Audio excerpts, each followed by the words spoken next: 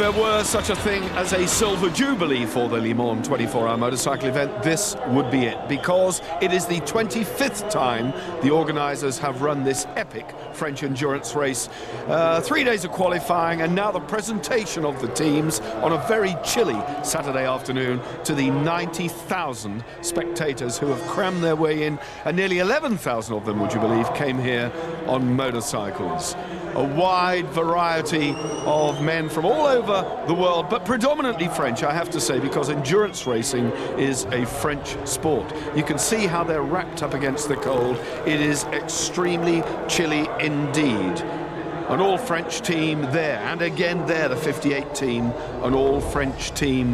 The fans, most of whom have been here overnight, are pretty much on the edge of their seats, I think, and most of them full of beer and hot dogs. And that's the way to see endurance racing.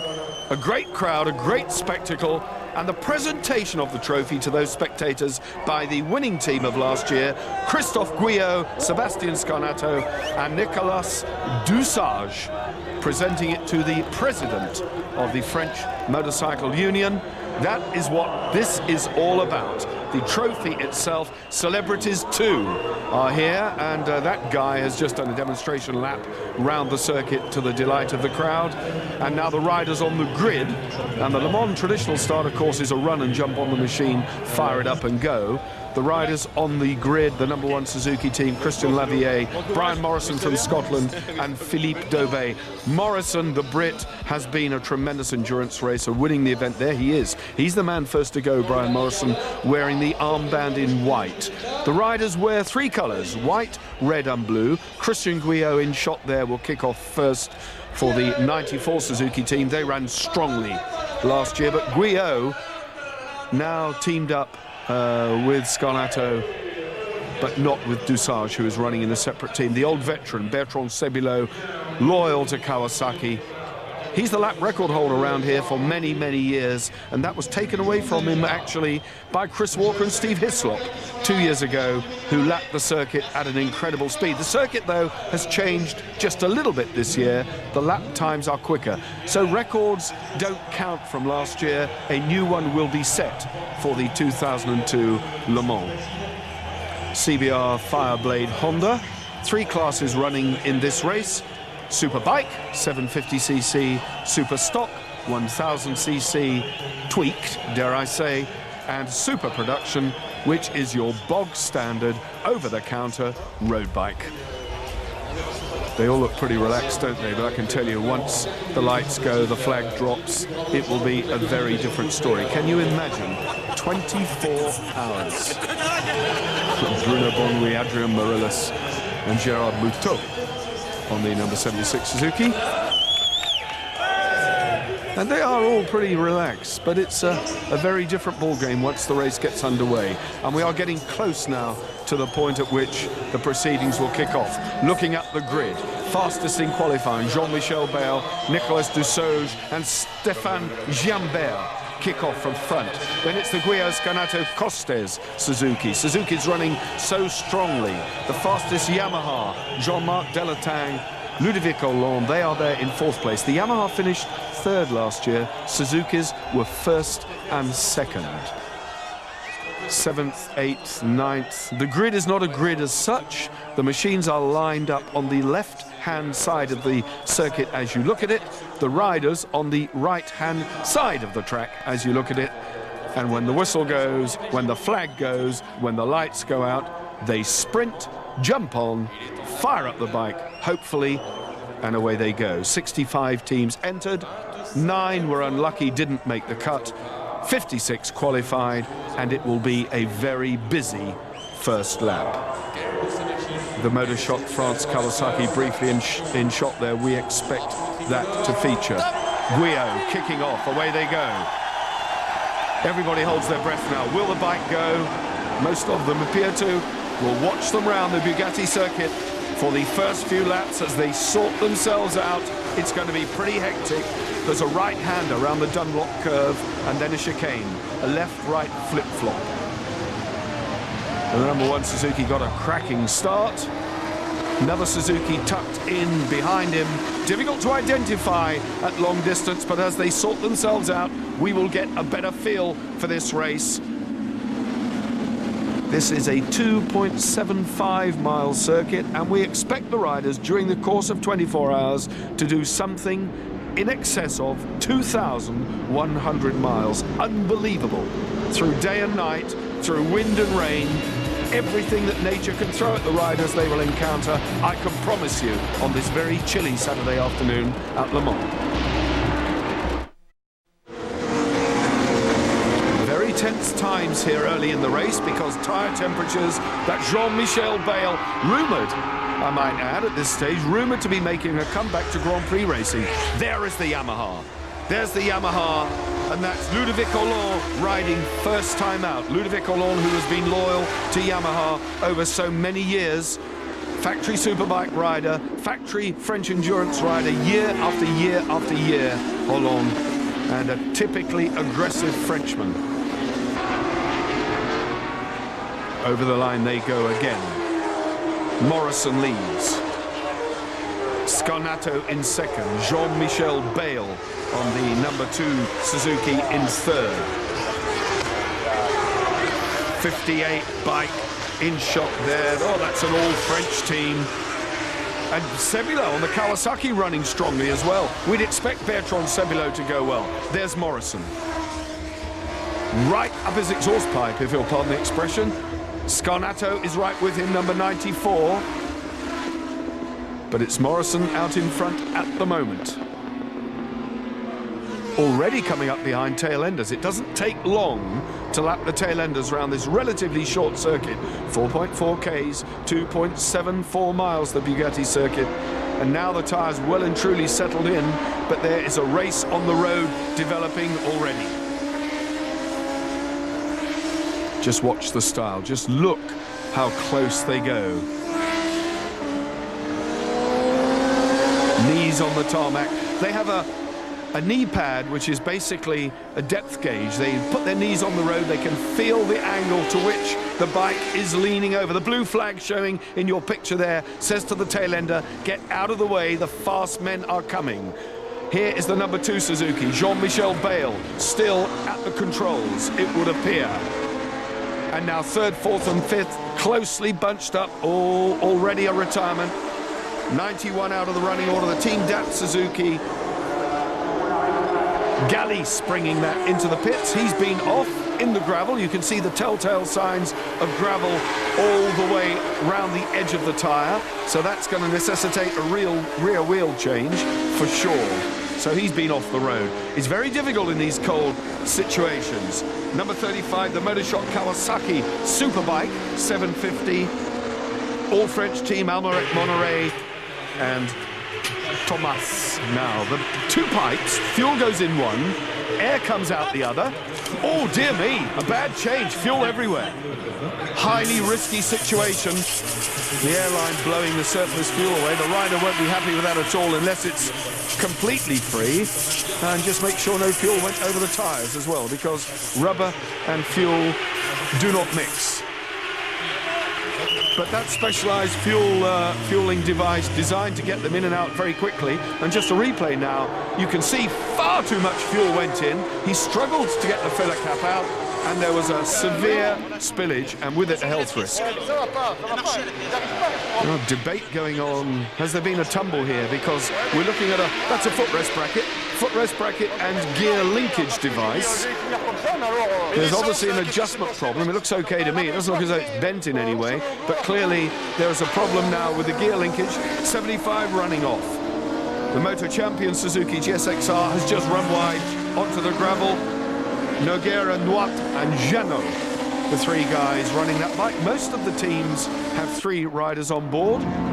Some of them have 4. Team Scratch Kawasaki 900, Stefan Neff. He's been running out of fuel by the look of it, shaking the bike from right to left. That's exactly what's happened. He's having to push the thing home because already the Team Scratch Kawasaki out of fuel. Again, a faller at the chicane. Struggling to pick the bike up. Superbikes weigh about 170 kilos, and when you've been riding one the number 48 bike there, the Zone Rouge R1. Geoffrey Nays, the youngest competitor in the race with his brother Thierry. All Belgian crew on that bike. So the Nays brothers, and I'm not sure, to be absolutely honest, that's Geoffrey who's dumped it. Possibly it is, but he's a big guy standing well over 6'4", and that's what happened. He lost the front end coming into the chicane. Fortunately, rider okay, but the bike proved to be a bit of a problem as into the pits. And it's Philippe Daubé about to get on board. Brian Morrison's steely eyes telling him exactly what it's like out there. Take it easy, Philippe. Don't waste the advantage that we now have.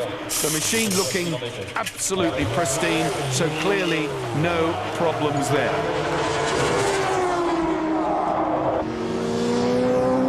Well, the Nays incident means the safety car comes out. The riders have to follow it at its speed. They cannot change position. They have to remain stationed.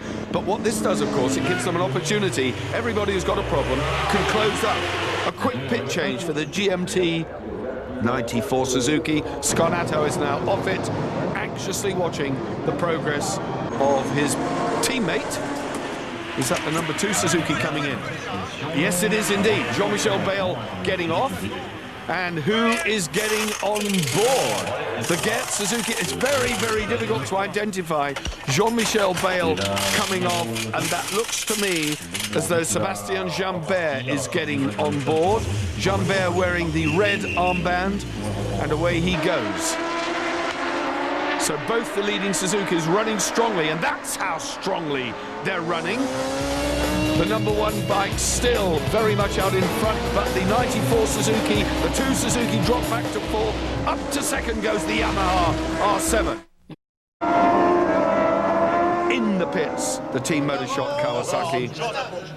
It's been running ever so strongly, the all-French crew here, but now there's a problem. Hopefully it's not terminal, but it does seem to be fairly extensive. They're having a bit of a debate there to get it sorted. 94 Suzuki running in 3rd place at the moment, still knowing full well that they have the Yamaha ahead of them, pushing hard.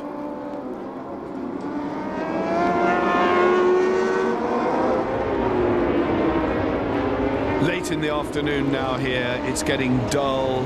The race kicked off at 3 o'clock. We're approaching the dull part of the day when the vision gets bad, the half-light. Oh, the Triumph, the 100 Triumph 955 has expired. There was smoke coming from everywhere. Whether that's terminal or not, I have no idea. Race leader, though, the bike you're looking at now, the number 1 Suzuki, up to second has gone the number 2 Suzuki, dropping the Yamaha and the 94 Suzuki back to 3rd and 4th, respectively. There's a big crash there of the rider lying in the gravel. It looks like the 54 all-French Yamaha R1. The oil flag is out, which means oil on the track and pace car. The red and white cross meaning pace, of course, but also an oil flag showing it was a very big crash indeed. Pace car in the pits. Left of your picture, the pit lane opened up. The pace car went in and away they go again. Heads down, tails up, leading the charge. The 11 Agiltech ZX7R Kawasaki out in front. Sebilo has now changed and it's Auger on board. But still in the race, never mind what's happening on the road. A huge crash. Oh, 2 in the gravel. 71 bike, the Fireblade Honda in the gravel, but still upright. The number 71 and the 72 came down. The junior team Suzuki with Da Costa, Dietrich and Dutern. Frederick Yond also was listed to ride that bike. But this is what happened. Obviously, there was a big problem there. Somebody hooked his handlebar. Not happy with that at all. And it really was a case of getting tangled up at the restart. That's often what happens. He nearly lost the front end. The number 3 Phase 1 Suzuki, the British team, Russell Benny's team, and the number 2 Suzuki in the gravel. So it's all happening here. Dominique Mayon looking a little bit anxious. Is it all going to fall apart? That bike is damaged. So they were running so strongly in second place, and it's now back to the pits for them. They will definitely drop second place. Anxious moments for the Suzuki team boss, but at the moment his bike is still leading. That crash dropping the number 2 bike back to 4th. You can see on the left of your picture there the frantic activity to get the Suzuki back on track as in comes the number 17 Yamaha for a routine fuel stop. Is it going to be a rider change as well? No, just fuel. Yes, it is. Rider change too. The obvious time, of course, to make a rider change. Legrive on board this time. They are leading the superbike class, I have to say, the number 17 Yamaha, just as they did last year. They were very, very good last year. Back on track, looking as good as new, the number 2 Suzuki. Mayon now happy that both his boys are out there. You can see that that pit stop has dropped the number 2 Suzuki to 6th place. Oil flag again. Oil flag again as a result of a big crash by the 63 R1 Yamaha, again in the gravel, and it dumps oil. When they go down, you see it rubs the side of the engine away and puts oil down on the circuit, maybe even fuel as well, and that's what the flag's all about. A nice wiggle of the back end on the number 1 Suzuki as in comes the 94 GMT 94 bike, are coming together already in the gravel. Second time we've seen the 72 Suzuki in the gravel as evening draws in here at Le Mans, and yet another crash. The chicane, time after time after time. The chicane coming up to Raccordement, the fast right-hander, this time catching out the V2 Fireblade again for the second time, that Honda in the gravel. Dumarche was the guy responsible for putting it there this time. Last time it was his teammate Radef. Race leader still, Christian Lavier, piloting the number 1 GSX-R 1000, tucking inside the tail ender. Everybody now with their lights on. Late in the evening now, getting to the time of day when yes, you might well twiddle your thumbs. It is a tense, tense time indeed when you are the man on everything rests, I suppose, when it comes to running the Suzuki team, just as is Dominique Mayon. There's the running order going into the nighttime hours. On the super stock, there is the super bike situation with Yamaha leading the number 17 Z-Bike.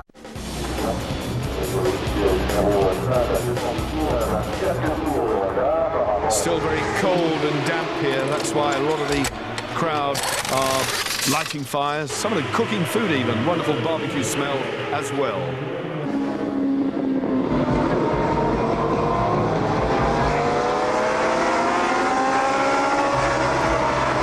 Nice touch on the number 4 Fireblade, the national motorbike with an illuminated rear number. Very, very nice touch indeed. The third bike in your picture now. Bruno Forcadet, Stefan Gabrielli and Frederic Yond are the guys on that bike, but it's a nice, and it's significant that it's only the offside, in fact closest to the camera, rear number which is illuminated, but it does give us a very, very good idea of which bike it is. Je connais pas le problème, he said. Clearly there was a problem. You could tell by the anguish on his face that having just come off a nighttime stint, there was a problem. No such problem for the bikes out on track though. Popping a wheelie, the number 4 bike, easing away past the stadium section, close on the heels of the bike in front. And it is very, very difficult indeed racing at night. There is a new cup, actually, for the Masters of Endurance. 3 events have been strung together to make a 3-part series. The Le Mans 24-hour, the 24-hour race of Liège, and the Bol d'Or. 3 French endurance classics. And the guys who ride best across all 3 will become the Masters of Endurance. Another feather in the cap, of course, for the teams. Well, the dawn chorus telling you what time of day it is here at Le Mans, and this is a very, very difficult period. The garage doors telling you that these guys are taking an early bath. It is all over for so many teams. For one reason or another, their race has come to an end during the nighttime hours, whether it be through mechanical failure, crashes, rider injury, or simply they have given up the ghost and gone home. No such story for the CERT team, though. The number 2 Suzuki running now up to 2nd place. A fantastic recovery from 6th, and you can see what makes this team so good. They are utter professionals. The bike looking as though it's just been wheeled out of the showroom, and yet it already has run 18 hours. Absolutely astonishing. Job of work to be done here. The target for the Gert Suzuki team, a 1-2, just as they did last year. A very impressive, and as long as the Yamaha Superbike number 17 keeps taking to the gravel, that dream becomes very much a reality. That has set the Yamaha back down the Classement Général, or the overall position of the total race, and this is what happened. He just ran on at the Raccordement Bend. The right-hander, which is a double apex right-hander, just before the start, and catches so many of the riders out. Luckily, though, staying on 2 wheels, but just look at the stuff on the tyres. Is he going to pit and get it cleaned up, or is he going to come back on track? It looks to me as though he's on his way back into the pit lane. I think I would if I'd been in the gravel. Race leader, the number 1 Suzuki, again out in front still, where it's been from the outset. I think that says it all. 2 on the bike, 2 in the race for the Bale Daubé, or Bale Dusage and Jambert Suzuki. And I have to confess, and fastest lap for them as well. Fantastic, unbelievable. 141.7. And the existing record here, 142.4. A little modification to the circuit means they lap a little bit quicker. It's Suzuki 1-2. Deja vu, in fact. This is how they finished last year. Two.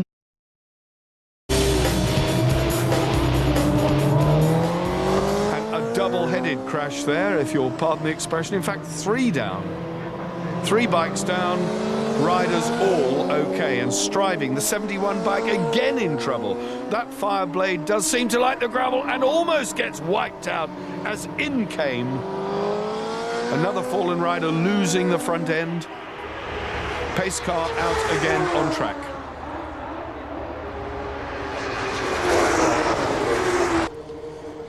And that's the reason why. Oil and fuel down on the circuit.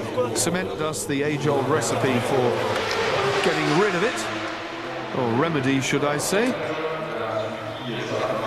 And it's a little bit damp here. I'm expecting to see some tyre changes very, very shortly, but still on the 72 Suzuki, Dietrich da Costa Yond, the junior team Suzuki, still running slicks. And there's a lot missing from that bike. At Garage Vert, another tight right-hander. The tailpiece is completely missing. And that's an Austrian entry. Hinterreiter, Stamm and Kellenberg. They've travelled a long way, and it is their plan to contest the World Endurance Series, the Austrian team. And a good luck to them. And they're going to have to go in and get that repaired, because if they try and continue, well, he's into the pits. The belly pan dragging on the track, clearly that's a big safety, and so is that a safety issue. And I'm not sure there's gravel or rubber debris, but there's a lot of junk on the track, and that might be the reason the pace car's out. Then again, there could be oil, there could be debris from that rider we saw retiring with a fairing badly damaged. Does give the riders the opportunity, but the 85 Kawasaki dumping it at the back end of the pace car procession, and no one more furious than the man himself, and that's the Ardouin Kawasaki lying there looking a bit of a mess. Moussin, Dis and Michel Robert. Michel Robert was responsible, dare I say, for a bit of a coming together earlier on, hooking off one of the Suzuki riders. There was a clash of handlebars, so that's the 2nd time that bike has been involved in a fairly major incident during the race. But then that's what endurance racing is all about. Look at the body language, throwing it down. Could a flat tyre have been the problem? I don't know. Or did he puncture the tyre when he crashed? We won't know the answer to that, but the front is definitely flat, and there's a bit of work to do, because that bike is now very second-hand indeed. The rider's going to have to sort out the gearbox. They've got it stuck in gear. Come on, lads, sort yourself out. And the number 1 Suzuki, this is catastrophic for them. Race leaders limping in. There's been a very big off, and that bike is bent. It even appears to be running out of line. Christian Lavier pushing it backwards up the pit lane. It's got a rear puncture. The tail section, the subframe almost swiped off it. And it is badly bent, and I'm just wondering whether this is going to cost them, never mind the race lead, the race win. Well, only time will tell. They do certainly have enough hours left on the clock to get it sorted. Oh, dear me, another big crash by the Kawasaki. Now, anxious moments for Dominique Mayon. His Suzuki stars are pushing it all the way back up the pit lane. He's got to bring it back unaided, I have to say. He should not be receiving assistance. To my mind, even assistance in the pit lane could constitute a breach of the rules. But it looks as though the number 2 bike now is elevated into the race lead. Dominique Mayon certainly will be watching not just the clock and his number 2 machine, but he will be watching the repair progress of the number 1 bike. Brian Morrison is going to take it. It's been repaired, it's been sorted, but Morrison now back on board. His job then is to do it all over again and try and drag that bike back to the lead of the race, and that is a mighty challenge indeed. In the thick of the traffic behind the pace car, and also the number 2 Suzuki alongside the 17 Yamaha there. Oh, one down in the gravel again. That's the number 33 Yamaha R1, the Team Chanel Moto entry with the rear wheel locked up. Oh, and this is how it happened. It was just a front-end get-off, lost the front end across that infamous chicane, and that's claimed so many people in this 2002 Le Mans 24 Hour, and it's a long pushback for him to get that sorted. The 3 guys, Bruno Rolfo was on board at the time they crashed there. The 2 Suzuki now lead. The greatest. The Yamaha leading the charge down the straight one more time, into the right-hander. Into Dunlop. Now the left flip-flop. Once they come round under the bridge, hard left. Number 27 ahead of them. Just about to get the Yamaha treatment. And now it's very much a 1-2. This is all about the scrap for second place, not just on the road, but in the race as well, because the Superbike Yamaha, the 750 R7, under real pressure from the 1000cc Suzuki, which has recovered remarkably. And Philippe Daubé has done a terrific job, riding very hard. He's obviously feeling fresh. He's on top of his game. Nothing between these bikes for speed. You saw it illustrated there, but that is the way to do it. Go past on the brakes, and certainly Daubé outbrake the Yamaha magnificently into the very tight right-hander at Garage Vert, and this is how it's done. If you want to do this at home, take it carefully, because you need to make sure your brakes are good. Garage Vert, the right-hander. Now, a man on a mission, Daubé. The red armband, Daubé, head down, tail up on the GSXR 1000, charging up through the order, up to second place. You saw it happen. Still running strongly in 4th, the 94 Suzuki, and in 5th place, another Suzuki again. A rider change waiting to come in the number 2 Suzuki pit. The race leaders then about to change. Who is going to climb on board? Again, very difficult. Nicolas Dusauge, still slicks, they're still running slicks. Very cold here. Jean-Michel Bayle taking her away this time. Bayle, the man who started the race. This, the 4th place bike. The 94 Suzuki, Christian Guyot on board. Knee on the tarmac again. Feeling his way round, just using that knee just to judge his position. How hard is he over? And has that pit stop by the number 2 Suzuki made any difference? Oh, a bit more delight on the face of Dominique Mayon now. His men are going strongly despite all the mishaps. He could be on target for a Suzuki 1-2 again in the 2nd consecutive year. The 25th time of running the Le Mans 24-hour bike race. Mayon, a man with a vast amount of experience. And there is a stop-go penalty for number 1. Now, what is that all about? What is that all about?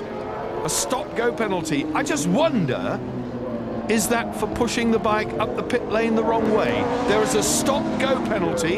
He will have to come in for 20 seconds. And I have to confess, I really do not know the reason for that, but it could be as a result of pushing the wrong way up the pit lane. It could be as a result of having outside assistance, but he's fallen before he even gets down to the stop-go board.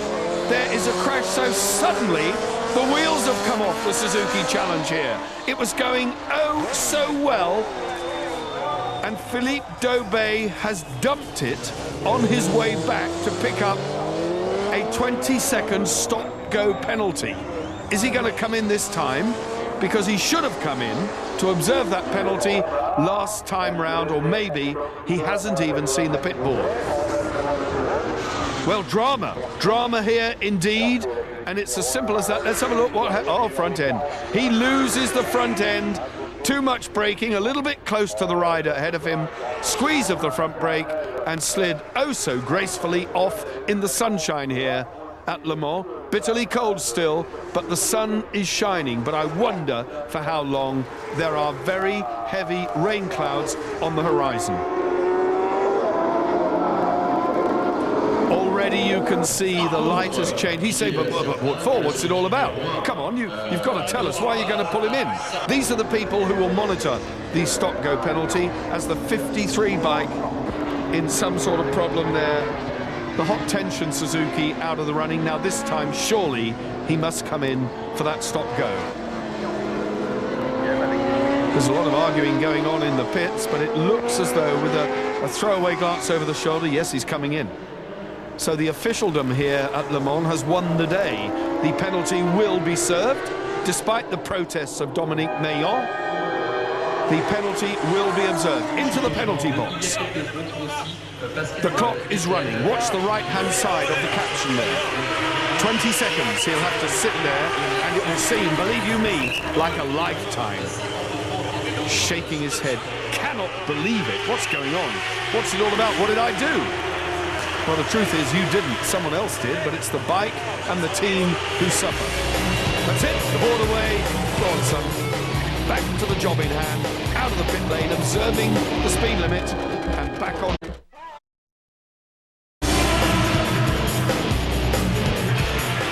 The 94 Suzuki, and they're running strongly in fourth place at the moment, and third in the Super Sports Production class.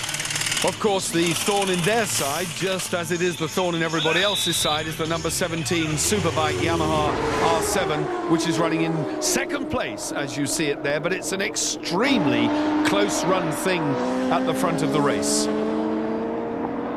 Already the Yamaha dropped to third, because just 1 minute now separating the numbers 1 and 2 Suzukis, with the number 2 bike narrowly leading. The tail-enders very much a feature now in the race as they come round to lap. So now sitting in third place, the Yamaha, but very much in touch. It's unbelievable that after so many hours of racing, still less than 2 minutes separates the top 3 bikes in the race. Absolutely astonishing. Given all the incidents, given all the drama, given the rider changes, and given the refueling stops, 2 minutes separating the top 3, and a big waggle from the head of the R7. Threatening to unseat its rider, but everything's under control. Don't worry about it. It's what I'm paid to do, and they respond best when they're ridden hard. A characteristic, of course, of the Yamaha R7 is that it is set up very much as a nimble chassis, turns very quickly, doesn't always want to go hard in a straight line without protesting a bit. And you can see evidence of it there. As they get the power on, the bike threatening to twist itself in a knot. As into the pits comes the Bolliger Team Switzerland Kawasaki with Kellenberger and 2 guys from Austria on board, Stamm and Hinterrider. They're running extremely strongly indeed on the ZX9R. And it's lunchtime, breakfast time, tea time, don't matter, got to eat. Another Suzuki, the 31 bike, with Roy Lacasa Montoya, the 3 riders who have been designated the job of bringing that one home safely. And it's another GSX 1000 going well. 75 in your picture now, yet another GSX 1000 and a little bit of hand damage, receiving some manipulation. Oh dear, fairly brings tears to your eyes, doesn't it? Less than half a minute separating the two Suzukis at the top of the race now.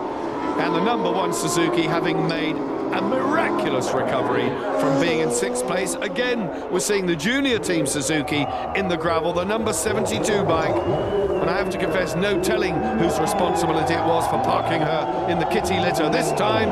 But it's still running, it's back on track. He'll need to take it just a little bit easy with all that refuse and debris and rubbish all over the tyres. But the race goes on. Just look at the tyres. You can see the clean bit round the middle where all the dust and sand has been scrubbed off. Be a bit circumspect because it's dark and cold here and it's threatening to rain. It is indeed threatening to rain. It's looking a little bit damp. This could necessitate a tyre change as in comes the 86 Yamaha R1. Is it going to be a tyre change here as the rain is starting to fall? It's getting very, very damp indeed, very grey, a caution flag because yet another faller at the infamous Garage there. 69 R1. Dumas. Not the first time he's been. It's raining heavily now. It is raining very, very heavily, and they are falling thick and fast because a lot of the riders will have taken the gamble to stay out for as long as they can on slicks rather than waste valuable seconds and minutes on a pit stop. Another Suzuki victim of the conditions, GSXR dumping it there. Nystrom, Baker and Gaillard, the team riding it, but it is raining heavily, and I fully expect the number 2 Suzuki to come in shortly for tyres. They cannot stay out on slicks. They're going to have to put full wets in because it is very wet indeed. The number 17 Yamaha pulling in just a little bit now, closing the gap. Might use this as an opportunity. You can see that there is a bit of a dry line, but an awful lot of debris now off the racing line. Are we going to see wet tyres go in, I wonder? You can see the slick finish on the tyre on the number 1 Suzuki. Dove just keeping her going there, and it's a rider change. It looks as though Morrison's getting back on board as pushing in the 69 bike, the Chronosport R1. Thierry Herveux calling her in. Yes, he's saying come in and get tyres. He's getting very positive now, Mayon, because he thinks he's on for a double here, a consecutive 1-2. But still running slicks. You're going to stay on slicks? Yes, I am, he said. Jean-Michel Bayle still running this. Oh no, wet tyres. Sorry, but I was right. They're going to put in a full wet tyre, and discretion being the better part of valour. And it is damp. There's absolutely no point in pushing you when it's this wet. The rain now beginning to fall very heavily, and I think the Yamaha 2 will have to come in for tyres because currently he is still on slicks, and you can see there's absolutely no future in running around here in these conditions on slick tyres. Everybody now is pitting. And pitting very cautiously. The Dunlop technicians checking the track temperature here because there are varying compounds, not just for the slick tyres, for the wet tyres as well. Jean-Marc Delatang will take her out this time on full wets. And it's a very deeply treaded tyre. They obviously think they need it. Frederick Yond on his Suzuki, everybody now coming in for tyres. The problem is, of course, that the pit lane gets very, very busy indeed. The 3D Kawasaki having taken to the gravel. He's already on wet tyres and clearly didn't give them chance to bed in, but he's back on track, no injury.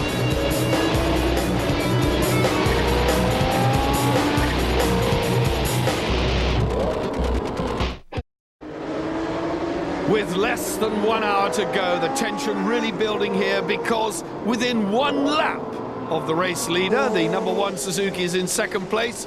It's unbelievable, they are so close. And of course, your future is in the hands of your teammate when he is the man out there on track, holding everything together, or in some cases, not holding anything together. Yeah, I guess they'd all need a shave after 24 hours. It's a rugged, rugged business, this endurance racing. And the number 2 bike now pushing on, and it's astonishing with 778 laps gone, less than 1 lap separating the leading pair. It is absolutely staggering. And running strongly as well in the top 6. The number 94 bike, 4th place. Again, holding that 3rd place in the super stock class, but 4th place in the overall classification.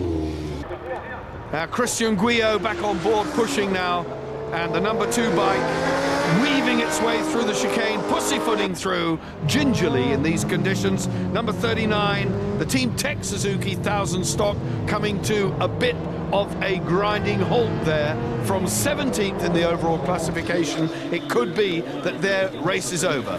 A new wet tyre going in the 4th place position. Christian Guillot was running strongly, but he's had to come in only having just got back on board. So it looks as though Guillot's going to bring that bike home for the final hour, and that's nothing to him. He's done so many hours on track already. The Yamaha, the 3rd place Yamaha, the number 17 Yamaha. Again, they've given a brilliant display. They were good last year, Dalatang, Olong, on that bike. They were absolutely fantastic. This year they've got Lagrive, Michel Lagrive helping them. The number 2 Suzuki forcing on again. The sun trying to come through here. A bit of a dry line appearing. Very difficult. There's the dry line. They're sticking on it. Will they take the chance to finish the race on wets, or will they come in and go to slick tyres again? When you are only separated by less than 1 lap, it's crucial not to waste time in the pits. But I guess the Suzuki boss Dominique Mayon has the luxury of being able to call both his men in for tyre changes, provided the 3rd place Yamaha is not within striking distance, which of course it is. It's going to be a close call going into the final half an hour of this race, that is for sure. But a big dry line appearing now. This will provide drama and a dilemma going into the closing stages of the race. A few rain spots still on the camera. Less than 20 seconds separating the leading bike. This is the race leader, the number 2 Suzuki. You'll see if he's got his wet tyres on, he'll probably opt to keep running on the damp part of the circuit.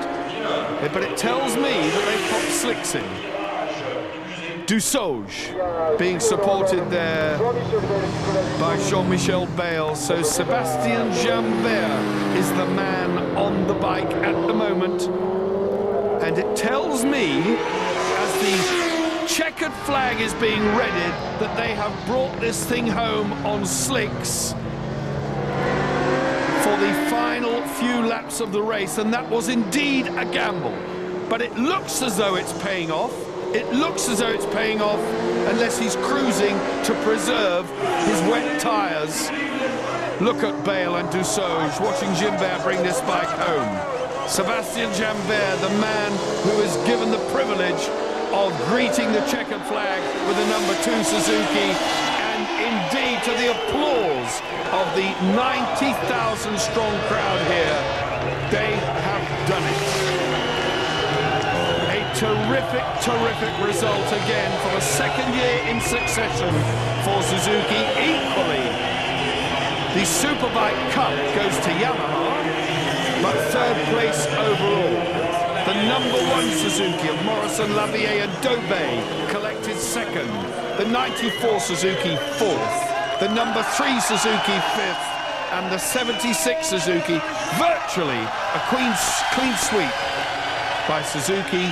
But in the other categories, Kawasaki as well, having their moments of glory. But you can see the distance in race distance there, 24, 28 and 39 laps. The disadvantage, but it's a Suzuki 1-2, astonishing, for that coveted 24-hour Le Mans trophy. Just savour these rostrum scenes for a second. The riders getting the just applause and appreciation of the crowd here at Le Mans for the 2002 25th running of the Le Mans 24-hour. We hope you've enjoyed our coverage from the 2002 Le Mans 24-hour. We hope to be back next year.